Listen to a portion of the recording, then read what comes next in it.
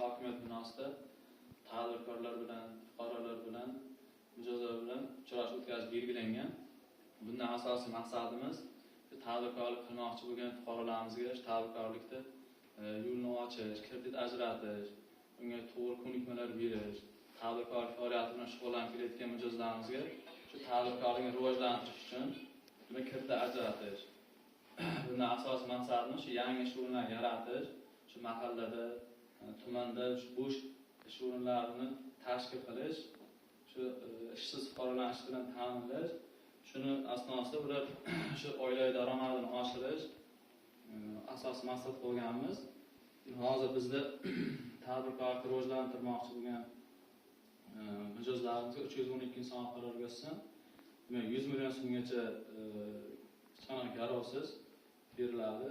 Erkak kishilarga demak 20% dan 4-chi hudud toifa bo'lgani uchun ayol kishilarga 2% imtiyozi bor. Rahbar ayol kishi bo'lsa 18% dan beriladi. 300 milliongacha bank o'z mablag'idan beradi. 100 million so'm garovsiz, 200 million so'mga garov asosida beriladi. Bunda ham shu chorvachilik nimadir tadbirkorlik shug'ullanmasa bemalol qilsa bo'ladi. Endi o'zini o'zi band qilgan mijozlarimizga ham demak mahalla loyihasi kreditimiz bor 50 million so'mgacha. Demak buni foizi 25%, xotin qizlarimizga 23% dan 2% imtiyoz berilgan 5 yilga, 60 oyga. Bunda ham tadbirkorlik qilish mumkin. 12 millionlik biznesga ko'mak kreditimiz bor. Bu kreditimiz ham 4 yilga beriladi. 25% dan ayol kishilarga 23%. Kimda qanaqadir murojaatda bo'lsa, kredit olish istagida bo'lsa, bemalol murojaat qilishingiz mumkin.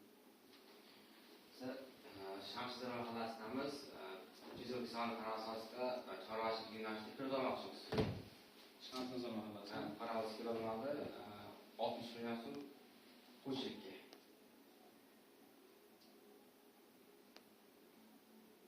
Summasi qancha? 60 million so'm. Buni hujjatlarni topshirasiz. Qanday jo'natib, qonun doirasida ko'rib kredit ajratib beramiz. 100 million kredit deyapsiz-ku?